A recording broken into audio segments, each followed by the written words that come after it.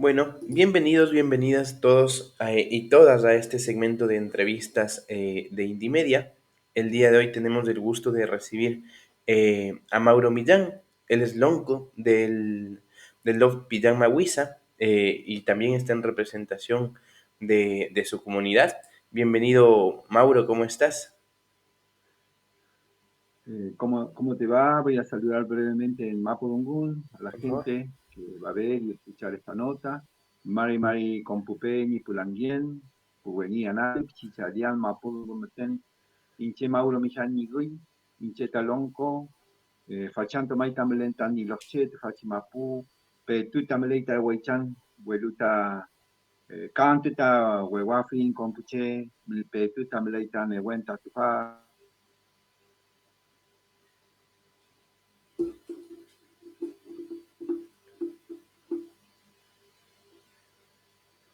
¿Están ahí? En este momento en mi comunidad me están recibiendo así. Sí, muchas gracias, Mauro, por esas, primero por esas palabras, por compartirnos también en tu lengua el saludo. Lo que el día de hoy nos convoca son dos cuestiones que están relacionadas entre sí. Por una parte, vemos que estamos en una época donde hay los incendios más grandes de los últimos 40 años aquí en el sur de la Argentina, en la Patagonia, y por otra parte también vemos un recrudecimiento de la persecución de parte del gobierno, principalmente del gobierno de Javier Milei y del gobernador Torres, hacia las comunidades que están reivindicando sus territorios. Mauro, coméntanos un poco más de esta situación. Cómo es que se relacionan estas dos situaciones y cómo es que ustedes como comunidad lo están afrontando? Bien, para que el oyente, la gente que esté siguiendo este canal, sepa que el principal obstáculo que está teniendo hoy Milei, un gobierno eh, prácticamente que está construido para el poder empresarial, no solo nacional, sino internacional. Es un gobierno que fue creado eh, justamente para eso, ¿no? Para facilitar el proceso de saqueo en toda la Argentina. Es algo lamentablemente que venimos viendo en el plano internacional. Y los pueblos indígenas, y en este caso el pueblo mapuche, es uno de los principales obstáculos que tiene esta perversa maniobra económica, ¿sí? Eh, ha quedado al descubierto que Milley es una persona que fue, que acá se dice en términos lunfardo, a la timba, al juego, ¿no? No hace economía real, lo que hace es una especulación permanente y necesita tener un sostén a esa especulación y a esa timba, que es el territorio y los recursos de este territorio, ¿no? Y somos un obstáculo. A esto, los gobernadores de la Patagonia se encolumnaron en esta idea perversa de entrega. Seguramente se van a obtener muchas ganancias económicas a nivel personal ellos. Y Torres no es la excepción. Torres es un gobernador que creo que la última acción que hizo en contra del pueblo mapuche era un claro mensaje de alinearse a Milei, ¿no? Esto que pasó con respecto al allanamiento de 12 comunidades que golpearon a ancianos, niños, violentaron hogares, rucas. Bueno, ese mensaje era claramente para Milei, para decirle que se ha alineado de manera muy completa, ¿sí? Para esto, en esta circunstancia de violencia hacia los pueblos indígenas y en este caso al pueblo mapuche, que dio como resultado inclusive la detención de una compañera hermana que vive con nosotros acá en Pillamauiza, que es Victoria Núñez, que hasta el día de hoy se encuentra detenida, sin ningún tipo de motivo, se quema la cordillera. Entonces decimos, se quema la cordillera, pero también se está quemando el Estado de Derecho. O sea, están incendiando el Estado de Derecho. Eso básicamente es lo que está pasando con una ineficacia, perdón, muy sospechosa, porque vemos que por qué no son capaces de destinar recursos económicos a los sectores que hoy están combatiendo el fuego con mucha precariedad. ¿no? Los brigadistas que son quienes se encargan de combatir el fuego están haciendo una demanda permanente hacia el gobierno nacional y provincial de la escasez de materiales, de recursos para enfrentar tamaña situación. Entonces, para resumir, el gobierno de Milei y de Torres, gobiernos que no disimulan su racismo, su supremacismo, bravucones, porque están gozando de un poder que sabemos todos que es un poder que tiene fecha de vencimiento. Eso se sabe. Pero sin embargo, ellos intentan adjudicarle a los pueblos indígenas, en este caso al pueblo mapuche, la intencionalidad de los incendios. Es muy perverso eso porque todo el mundo sabe que si hay un pueblo comprometido con el territorio, inclusive hasta con la muerte, para defenderlo, para cuidarlo, para protegerlo, es el pueblo mapuche. Pero ellos perversamente armaron esta narrativa y terminan como que somos quienes generamos estos incendios sin prueba, sin ningún tipo de argumento fáctico que indique que somos nosotros los que generamos esta catástrofe en la cordillera. Entonces, como se dice acá, matan dos pájaros de un tiro, ¿no? Nos adjudican los incendios y nos quieren cercenar los derechos que hoy están garantizados en la Constitución y nos sacan de lado en la discusión contra el avance del RIGI, que es una medida económica tomada por Milei, que es ni más ni menos que darle todas las garantías a las multinacionales para que se sirvan de todas las tierras, de los recursos, de las aguas. Bueno, eso básicamente es lo que pasa hoy en esta parte del planeta. Mauro, hemos visto más allá del cerco mediático a través de algunos medios un poco más comprometidos con estas causas, con estas luchas sociales, que se han realizado movilizaciones, que en estas movilizaciones incluso han recibido ataques violentos, ataques que le llaman patoteros y demás. Con respecto a esto, ¿cuáles son las acciones que ustedes como comunidad han tomado tanto en el campo de la presencia en el espacio público como en el campo judicial? Bueno, hay que entender que hace algunas horas el presidente Milei, por decreto, nombró a dos jueces de la Corte Suprema, ¿no? Imagínense, que es la máxima expresión de la justicia en la Argentina, de ahí para abajo hay una situación absoluta de negación de los derechos porque es un aparato judicial que está básicamente enfermo, enfermo de corrupción, enfermo de complicidad, un aparato de corrupción que responde claramente al poder político empresarial. Entonces es muy difícil a veces pensar que el único terreno potable que nos queda es ponernos a derecho y discutir nuestros derechos. Tenemos que pensar también en el plano internacional de visibilizar esto que está pasando, pero fundamentalmente es propiciar la unidad para mantenernos juntos en esta lucha. Sin embargo, no descartamos la idea de que hay que enfrentar esta lucha en ese plano tan desigual que es la justicia.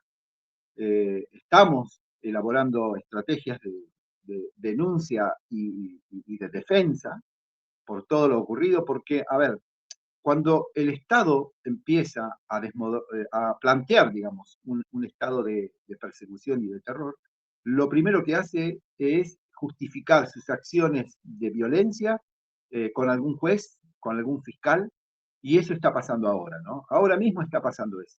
Entonces tenemos que responder frente a eso y hay una campaña mediática que inclusive los propios jueces, fiscales y el mismo intendente, perdón, el gobernador de Chubut, salen a hacer una narrativa que es acusadora, eh, condenan mediáticamente, nos condenan con nombre y apellido, ¿no? No solo colectivamente, sino también individualmente, eh, y eso queda grabado para toda la sociedad de la Patagonia y de la Argentina, como si fuésemos ya los que cometimos estos incendios y quedamos sentenciados mediáticamente, ¿no?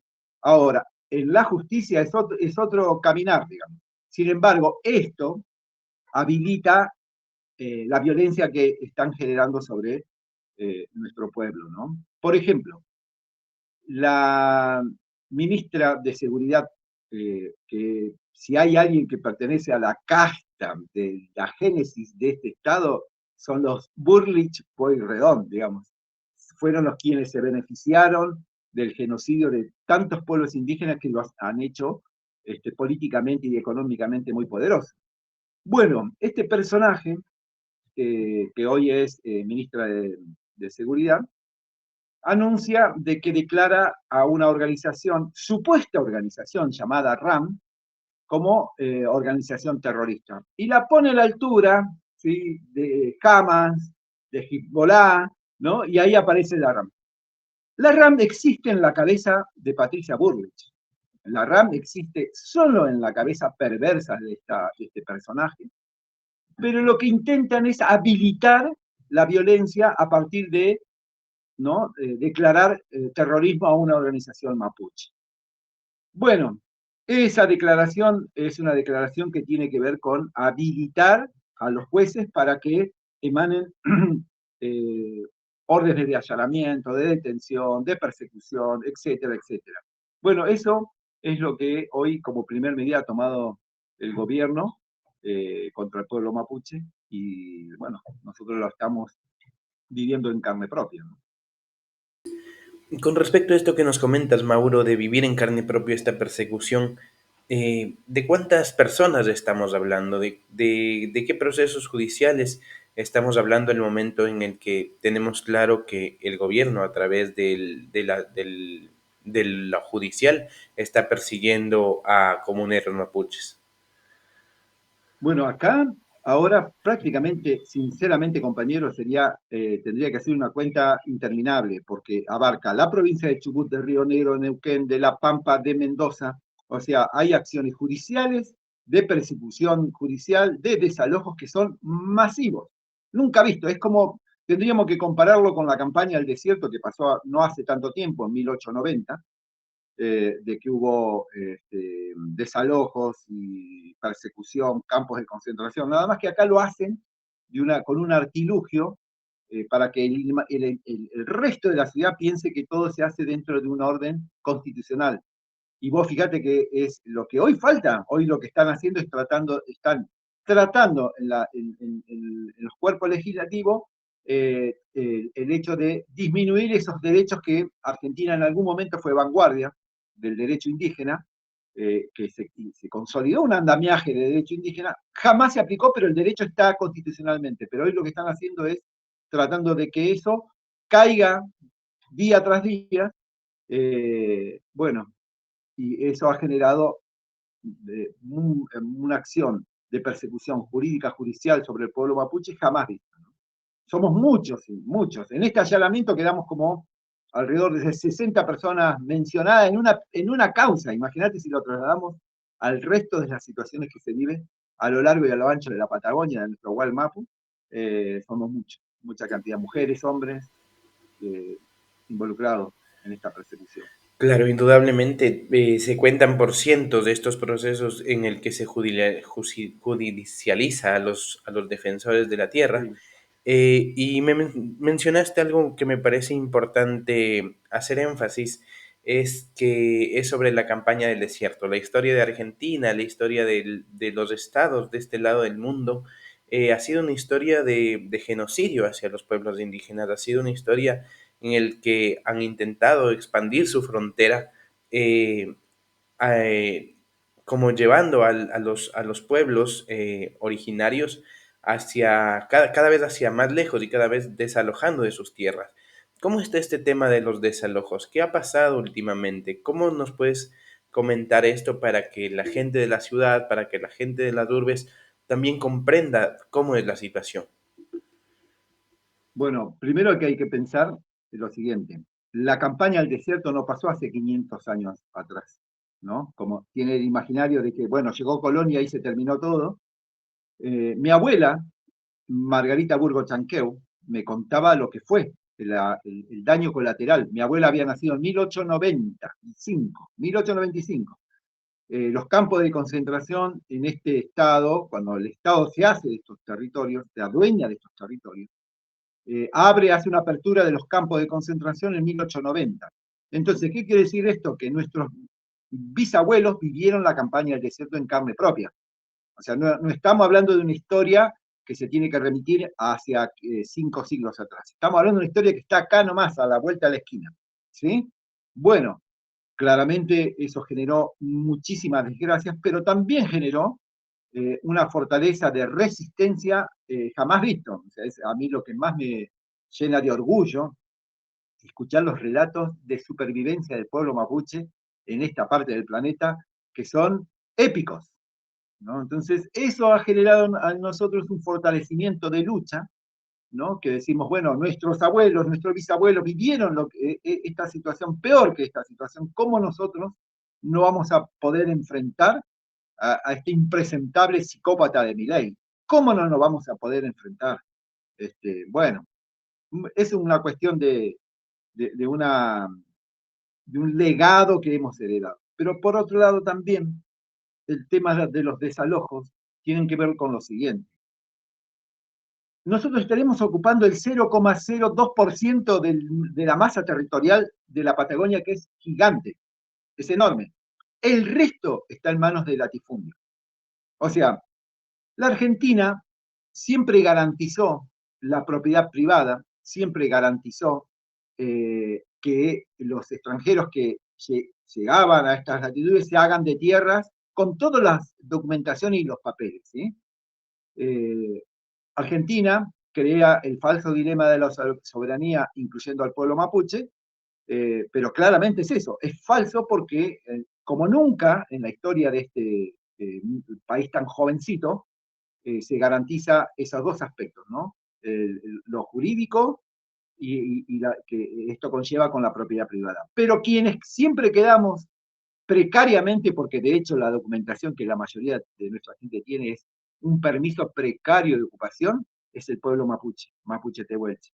Entonces, a la hora de disputar una acción jurídica judicial, siempre estamos en una absoluta desventaja. Pero sin embargo, en los 80, a partir de los 80, el pueblo mapuche se propuso recuperar territorio. Y comenzamos a recuperar territorio. ¿Sí? ¿Por qué? Porque constitucionalmente había un andamiaje de derecho que decía que Argentina se comprometía a restituir territorio. Pero ya pasaban años y años y años y años y esto no sucedía.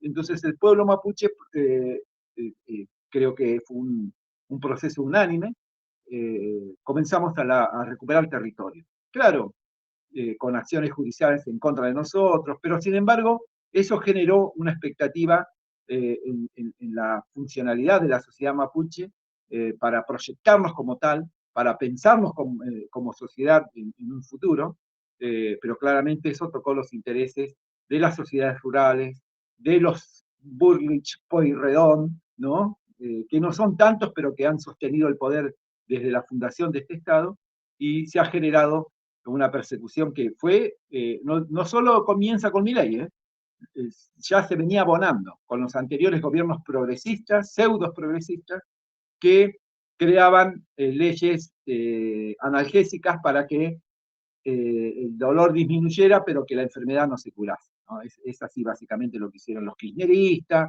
los que hicieron prácticamente todos los gobiernos que pasaron. Nunca dieron una resolución política de sentarse a discutir políticamente y decir, bueno, vamos a tocar un interés que es pilar en la sociedad occidental, que tiene mucho más valor que inclusive que los propios dioses que han creado los Winca, decimos, que tiene más valor que la propia Virgen de Luján, que es la propiedad privada, ¿no? Eso nunca lo tocaron, jamás tocaron eso. Entonces, la situación de desalojos cada vez se hace más frecuente, se hace más grave en el sentido de que se lo lleva a cabo con violencia. Ya han muerto algunos hermanos, jóvenes, asesinados. Bueno, una situación que deja expuesto cómo la democracia en América Latina se está socavando, se está languideciendo. Mauro, una de las de las narrativas que se reproducen a través de estos medios masivos, a través de estos medios hegemónicos y corporativos, es que se está protegiendo los parques nacionales, que bajo la excusa de los parques nacionales y la legislación sobre los mismos, es que están avanzando en estos desalojos y esas son las razones por las cuales presentan. Eh, ¿Qué tan real es esto? ¿Cómo podemos contrastar esta narrativa que tienen estos medios con lo que se vive en el territorio? Parques nacionales en la Argentina es una institución que se crea en los años 30, ¿sí? Esa creación eh, generó un masivo despojo y desalojo de la gente que ya vivía, estamos hablando de 1930, o sea, en su mayoría era gente mapuche, viviendo en la zona de la Patagonia, y en el norte pasó lo mismo, ¿no? En el norte cuando se crean los parques nacionales, desalojan guaraníes, huichí, bueno, diferentes pueblos indígenas, para que el Estado pase a controlar una masa gigantesca de selva, de bosques, bueno, de agua, de reservorio de aguas. Pero sin embargo, en todas las administraciones del parque hubo grandes negocios, porque si no, no estarían hoy los privados, que son cientos de miles de privados que ocupan esos territorios. Nunca supimos cómo un privado se hace de tierras en parques, por ejemplo. Bueno, la cuestión es que han sancionado una ley no hace mucho tiempo, una ley que es transprovincial, que permite la venta de tierra quemada. A ver, acá vamos a ir entrelazando las cuestiones que hoy suceden en Argentina. Están permitiendo vender tierras quemadas, incendiadas. Eh, Eso pasó hace un año más o menos que se aprobó esa ley, y o casualidad empieza a generar año tras año, se empiezan a generar incendios que son catastróficos, pero que la propia MAPU después se vuelve a recuperar. La naturaleza no interviene en las moralidades humanas, la naturaleza es naturaleza, ¿no? Pero sin embargo, esos humanos, esos perversos, que son claramente identificables, que es el propio gobierno con las sociedades rurales son los quienes incentivan los incendios y los negocios inmobiliarios, eh, se valen, sancionan leyes que hoy permiten de que esa masa que se quema en parques, que se quema fuera de parques, se puedan vender. ¿Me entendés? O sea, es algo que... Y en el medio queda el criminal, ¿no? El que produjo todo esto, que es el pueblo mapuche. Mirá qué narrativa perversa. Pero ¿cómo no va a surgir una narrativa tan perversa con un presidente perverso? ¿No? Es un presidente perverso, timbero, le gusta el juego, le gusta, bueno, está quedando al descubierto todo lo que está haciendo ahora con la criptomoneda, todo lo que hizo con la criptomoneda, está quedando en claro de que es un mafioso que está hoy ocupando un lugar, vaya a saber por las flaquezas que ha dejado los valores de esta sociedad occidental que nos gobierna desde su fundación, ¿no? Efectivamente, es complejo el panorama que se ve principalmente desde el gobierno que está en Argentina. Y quería preguntar también otra cosa, Mauro. Las fronteras de estos estados nacionales que nacen hace prácticamente solo 2 siglos, eh, superpusieron a otro tipo de fronteras reales con respecto a las comunidades, con respecto a los pueblos originarios. Esta historia que estamos comentando aquí sobre Argentina, sucede lo mismo en Chile. En Chile también está pasando lo mismo, existen incendios, se venden las tierras incendiadas y, y pasan cosas similares. En este sentido, ¿cómo se posiciona el pueblo mapuche en esta relación con el Estado ya más de corte histórico? ¿Cómo existe entre lo que llamaríamos mapuches en Argentina y mapuches en Chile algún tipo de consenso? ¿Qué tipo de comunicaciones, qué tipo de identificaciones existen para resistir cada quien a la embestida de su Estado? Mirá, fíjate lo que nos pasa. Argentina, este estado Huinca argentino y el estado Huinca chileno comparten casi 3.000 kilómetros de frontera. Estamos hablando de una distancia gigantesca. En esos miles de kilómetros de frontera existen vidas, existen parentescos, existen pueblos indígenas que milenariamente han ido de un lado al otro, jamás fue un impedimento a la frontera, la cordillera de los Andes, nunca fue un impedimento, ¿no? Menos para los pueblos indígenas. Y el pueblo mapuche sostuvo esa idea del Gualmapu. Gualmapu, uno tiene que pensarlo que la Puel Mapu, que sería este lugar que pisamos hoy nosotros, donde es la saliente del sol, ¿sí? El Puel Mapu. Lazquel Mapu es donde se pone el sol. Digamos, la mirada que se tiene del territorio va de cordillera a cordillera por miles de años, ¿no? Miles de años. Eh, Supongamos que hubo transformaciones sociales en los propios pueblos indígenas, y claro que sí, porque es inherente a la humanidad, pero que transitábamos estos territorios es innegable. Siempre fue así. Nunca existió una frontera que nos impidiese cruzar de un lado al otro. Después que se conforman los estados chileno y argentino, se dividen el botín de guerra y sucede lo que sucede. Nosotros seguimos manteniendo hasta el día de hoy intentamos tener esa fluidez, porque inclusive estamos emparentados sanguíneamente, o sea, hay parientes de un lado y del otro. Pero fíjate que lo que nos pasó ahora a Pillarmahuiza y al resto de las comunidades, el servicio de inteligencia berreta de cuarta que tiene Patricia Burlich y que tiene Torres, quieren relacionarnos con organizaciones terroristas, dicen ellos, de Chile, por nuestra habitual ida hacia Gulumapu, porque cruzamos la frontera, dicen, nos genera mucha sospecha de que crucen la frontera tantas veces, dicen.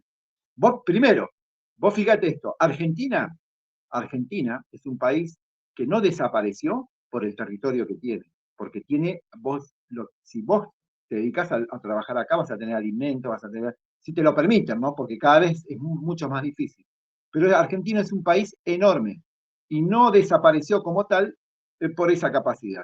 Pero sin embargo, siempre están los vaivenes de que en cualquier momento terminan default, en cualquier momento. ¿Por qué? Porque ahí han hecho un robo sistemático desde la fundación de la Argentina. Entonces la gente en esos vaivenes, por ejemplo ahora, cientos de miles van a Chile a comprar ropa, alimento, electrodomésticos, porque es inviable la vida acá de este lado, ¿no? Con salarios magros, no alcanza para comprar absolutamente nada. Entonces la gente lo que hace, los que están insisto, 3.000 kilómetros de frontera, ¿qué hace? Va a comprar. Bueno, si el criterio es vincularte con las organizaciones terroristas, supuestas organizaciones que existen en Chile, tendrían que investigar a cientos de miles de personas que inclusive no una vez, 2 veces al día van al otro lado, a Chile, como se va a Chile, a Bolivia, a Paraguay. O sea, un argumento que no tiene fundamento, un argumento que es de un gobierno que está desequilibrado mentalmente y muy perverso, o sea, un relato perverso, un relato que carece de dejo de pensamiento de alguien que conduce los destinos de una provincia, de un país, de una intendencia, ¿no? De una perversidad que, bueno, ellos quieren estar habilitados para generar la violencia, ¿no? Un tema, Mauro, que no hemos tocado y que me gustaría que nos comente también tu perspectiva o su perspectiva colectiva sobre el mismo, es cuando te voy a contar mi perspectiva personal. Cuando yo llegué aquí a la Argentina, me sorprendía la culinaria argentina, la oferta gastronómica que tenía, ya que es una oferta que básicamente consume derivados del trigo, que es que era o se constituyó como una exportación nacional de la agroindustria y demás, pero no pasaba como pasa, digamos, en Ecuador, que encuentras varios platos típicos o varios platos tradicionales. ¿Cómo se posiciona tu pueblo, tu comunidad frente a esto, frente a temas como la soberanía alimentaria, frente a temas como la protección de semillas, en un país en el que las Ujú. legislaciones nos orillan prácticamente a consumir semillas transgénicas, semillas de Monsanto, semillas certificadas? ¿Cuál es la posición y cómo juegan esta situación desde tu perspectiva? En principio, cuando el pueblo mapuche, mapuche tehuelche, plantea recuperar territorio, no solo es lo tangible en un territorio, significa la dinámica, la vida misma en el territorio.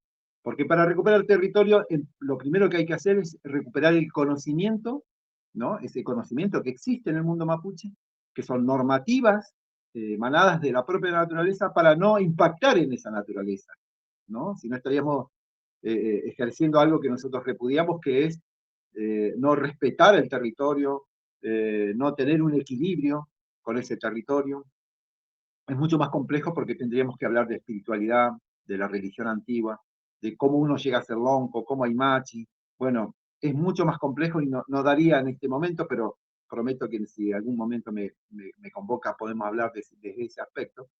Pero yo recuerdo a mi abuela, a mi eh, Chuchu Yem, decimos en Mapudungun, mi Chuchu, ella me solía mostrar como tesoro las semillas que siempre guardó. Era un tesoro para ella. Y hoy me doy cuenta que claramente era un tesoro. No hay nada más valioso en este planeta que una semilla que no sea que una semilla fuera de lo transgénico. Y ella lo cuidaba, lo solía guardar. Tenía una variedad de semillas. Yo me recuerdo que le ayudaba mucho a, a regar sus huertos, su huerta, y la cosecha maravillosa de alimentos que solía tener. Bueno, claramente nosotros tenemos la idea de que eso se tiene que recuperar, pero la lucha es tan enorme, el propio Estado se ha encargado de la distribución de semillas transgénicas en toda la zona rural, no solo en la Patagonia, en el centro y en el norte, a través de sus programas de, de repartición de semillas que han venido a invadir. De hecho, se sigue utilizando esas semillas que muchas veces son infértiles, porque se ha perdido esto de valorar y atesorar esa semilla como lo hacía mi abuela. No digo que todo el mundo lo ha perdido, yo sé que hay mucha gente que hasta el día de hoy lo sostiene y lo mantiene, pero por otro lado también se tiene que pensar que el pueblo mapuche tiene una característica particular a otros pueblos indígenas. Nosotros incorporamos la oligarquía rural, dice, hicimos la patria a caballo, dicen, ¿no? Entonces estamos hablando de hace 5 siglos atrás, cuando llega el caballo, ellos hicieron la patria, dice. Bueno, nosotros hicimos la resistencia a caballo también, porque ni bien llegó el caballo a esta parte, lo incorporamos en nuestra vida. El caballo es lo más importante que nos puede pasar, digamos. Si no tenemos un caballo es como estar prácticamente desposeído de algo tan elemental para transitar estos territorios, digamos. Digo esto con una característica a diferencia de los pueblos amazónicos, bueno, o andinos. El pueblo mapuche, mapuche tehuelche, tiene una similitud a los pueblos indígenas del Norteamérica, de Canadá. Nos parecemos más a ese ritmo de vida. ¿Qué quiero decir con esto? Que gran parte de nuestra vida está fundamentada con la crianza de ganado, de ovino, caprino, vacuno, yeguarizos, que serían los caballos. Eso básicamente es nuestra principal economía. La cosecha, eso queda en un segundo plano, es importante, pero lo más importante a campo del Mapu es la crianza de animales. Eso es fundamental. Y hay un aporte sustancial de todo eso, porque hace no mucho tiempo, en un caún, una anciana con mucho pesar decía, si no hubiese sido por nosotros, las estancias o los fundos, como le dicen acá le hicimos estancia, en otros lados le dicen fundos, no hubiesen existido, porque es nuestra gente la única que tiene la capacidad para trabajar acá, porque no podría hacerlo otra gente, porque acá hoy tenés 30 grados, pero podés llegar a tener 30 grados bajo cero también. O sea, es así. Vivir acá no es fácil para cualquiera, ¿no? los vientos, los fríos, los intensos calores. Eso también fue moldeando la personalidad del pueblo mapuche, ¿no? Mapuche Tehuelche. Y bueno, esa es parte de nuestra economía, es una economía que pese a toda la persecución, un intento de genocidio, tratamos de sostener varios principios antiguos, como es el Kelyugun. El Kelyugun es una ayuda, uno podría decir que el Yugun es ayudarse, sí, pero es más que ayudarse, porque es un compromiso que tenemos con otras comunidades en términos materiales, espirituales. El Chafkintun, que sería no es el trueque, como se dice acá, el chasquintún es la reciprocidad, el equilibrio, de saber qué le falta a una comunidad para que yo lo pueda acompañar, ¿no? Como comunidad y viceversa, y que sea un acto de lazos de hermandad, pero también de mitigar cierta carencia, ¿me entendés? O sea, y todo se hace bajo unas cuestiones espirituales. También son conceptos de la economía, pero de la economía que nada tiene que ver con la economía de mercado. Es una economía milenaria, es una economía basada en lo colectivo, en lo comunitario. Bueno, eso también molesta, eso le produce mucho odio al poder este que nos quieren, eh, bueno, a Eh, toda costa imponer.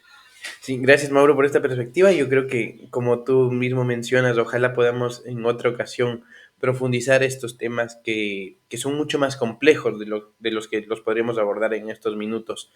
Y un poco para ir cerrando, te quería preguntar, nosotros, yo vivo en La Plata en específico, vivimos en medio de esta jungla urbana, ¿no? En medio de este gris del concreto que de una u otra manera nos cega o nos lleva a preocuparnos solo por nosotros o a tener poca capacidad empática para, con respecto a otras formas de vida.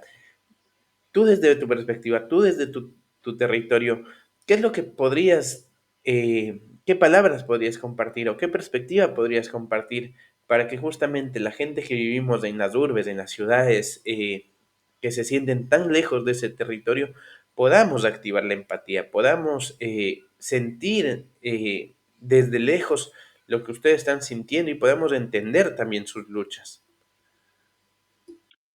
Yo a veces me imagino a la MAPU como una gran nave espacial, ¿no? Que va por el infinito universo viajando, ¿sí? Es una nave, es la única que tenemos y vamos y pasa la humanidad en esta nave. Pero esta nave tiene condiciones, tiene normas. El que no la cumple, claramente va a terminar en una situación muy compleja. Estas normas es cuidar esa nave, ¿no? Porque es la única que tenemos, no hay más vuelta que darle. Entonces yo veo es que en principio tomar conciencia de que el planeta tiene las condiciones, esta MAPU, para que nos pueda albergar a esta especie tan dañinosa que es el ser humano, ¿no? Entonces digo, tenemos que en principio poner atención ahí. Pero no es desde un lado etnorista ni de ecologista de jardín, es desde una cuestión bien concreta. O sea, tenemos que cuidar esto, no hay, y tiene sus normas. En este caso, el pueblo mapuche ha descubierto milenariamente de que la Mapu tiene sus normas y a su vez nos transmite esas normas. Pero ¿qué pasa cuando vivimos en la realidad de la urbanidad? Miles de nosotros estamos viviendo en lo urbano, en el ámbito urbano, porque lamentablemente esta vorágine planetaria nos llevó a estar ahí, desde desalojo, etc. Entonces decimos, dejamos de ser mapuche, porque vivimos en la urbanidad. No, no dejamos de ser mapuche. Lo que tenemos que hacer es empezar a tomar conocimiento y conciencia de quiénes somos. Pero esto va solo para el pueblo mapuche, no, va para toda la humanidad, porque en algún momento la humanidad vivió también en armonía con esta nave gigante que va por el cosmos. Entonces digo, bueno, es momento de fortalecer esos principios, pero fortalecerlo con convicción, ¿no? Porque nos quieren hacer creer esta manga de delincuentes que juegan a la timba, ¿sí? Con este planeta, de que nosotros somos antidesarrollo, que somos hippies, que somos mapuche trucho, que somos esto, o sea, todo el tiempo quieren descalificarnos, pero claramente, evidentemente, cuando empezamos a cambiar el pensamiento, nos convertimos en peligrosos para ellos. Bueno, hay que hacerlo en todos los rincones de esta nave, tanto en la zona rural como en la zona urbana. Hay que pensar de que podemos cambiarlo y actuar y resistir y luchar y desobedecer. Yo vuelvo, con esto quiero cerrar. Cuando mis abuelos me contaban, mira, yo no tuve ningún antepasado que vino de Europa. Siempre digo esto porque, inclusive si alguno vino de Europa, yo lo tengo que reivindicar. A mí me conmueven mucho las historias de la humanidad que se mueve para sobrevivir. He escuchado mucha gente anciana europea que vino producto de la guerra, del hambre, ¿no? A vivir a estos territorios y su vida, su gratitud, su agradecimiento a este territorio lo demuestran con su vida. Lamentablemente algunos no, que son los pocos. Pero yo si hubiese tenido algún antepasado europeo lo tendría que reivindicar. No lo tengo. Sí tengo un antepasado que era afro, que venía del sur de Brasil, que era un bisabuelo que llegó a Patagones siendo muy pequeñito, muy chiquito. Bueno, en definitiva, lo que quería decir es que todos ellos me dieron esto que somos hoy, esto que soy yo, ¿no? De pensar de que la historia para los pueblos que pensamos de manera antagónica a un sistema tan perverso que pretende el control absoluto, la única manera, creo que lo expresó con la vida de la generación pasada, es ser, bueno, consecuente, llevar adelante este pensamiento, mantenerlo. Yo recuerdo a mi abuela cuando me relataba su historia en estos lados, que vivía presa, decía ella. No porque era delincuente, vivía presa porque desobedecía. La echaban y ella volvía. Si veía injusticia, ella se involucraba. Vivía siempre así, pero ella llegó a 80 y largos años y yo recuerdo estar con ella en el medio de la Patagonia, en el medio de una gran oscuridad, por la noche me daba mucho miedo, pero yo la veía, a mi abuela de 80 y algo años, y yo pensaba que estaba con un superhéroe. La veía como la más grande, nada me podía pasar porque yo la veía a ella ahí. Entonces digo, ¿eso qué es? Eso es seguridad. Eso es alguien que ha emanado en su vida un pensamiento eh, filosófico, ideológico, que la hizo, bueno, caminar armónicamente por esta inmensidad, ¿no? Entonces, eso, a veces es pensarlo desde ahí, pensar desde donde estamos, de que la cosa no termina acá, de que, viste el mensaje que nos dan, dice, no, es a nivel planetario, la ultraderecha, todo es cíclico en esta humanidad. Bueno, todo es así, lo que tenemos que hacer es apresurarnos para que esto cíclico termine, ¿no? Que ese pensamiento de violencia y de, bueno, y de intento de control se termine lo antes posible, ¿no? Y tenemos que hacerlo nosotros, no queda otra, no hay manera, no hay otra manera.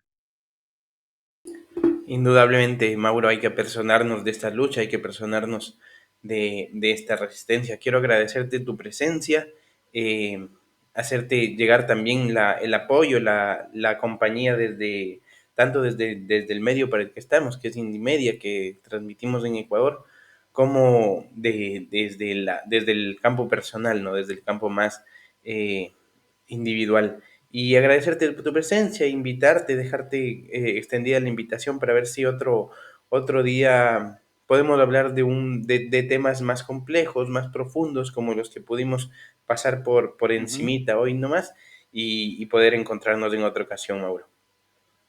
Le agradezco mucho, pido con énfasis la libertad de Victoria Núñez, que se encuentra injustamente detenida en la ciudad de Esquel, una ciudad de la Patagonia, de la provincia de Chubut, detenida por la intolerancia, por el racismo, por la perversidad de un gobierno nacional, provincial como el de Torres, que creen que el poder es perpetuo, y yo siempre digo, el poder siempre tiene fecha de vencimiento, siempre. Inclusive los grandes imperios han tenido fecha de vencimiento. Así que pido eso, la libertad de ella, Pido también que el rehue de la Machi Betiana Colván no sea destruido ahí en Parques. Esa destrucción significa para nosotros sería un golpe muy fuerte para el pueblo mapuche. Sin embargo, la perversidad de quienes gobiernan quieren destruirlo. Por algo lo quieren destruir, ¿me entendés? Por algo lo quieren destruir, no lo quieren dejar en pie. Ellos algo saben también de la capacidad y la fuerza que emanan estos espacios. Un fuerte abrazo y ojalá que nos podamos volver a contactar próximamente. Caucayal. Muchas gracias, Mauro. Un abrazo también y estamos ahí en comunicación y les seguimos acompañando. Por favor, vamos a estar nosotros pendientes, también vamos a estar compartiendo todo lo que siga sucediendo en este territorio que está tan bien defendido por ustedes. Y a los espectadores, a los televidentes y a quienes escucharon esta entrevista, también les agradecemos su atención y les invitamos a este espacio porque este es justamente un espacio abierto para comunicar qué luchas tenemos y qué podemos hacer por mejorar la vida de nosotros y nuestros pueblos. Hasta una próxima.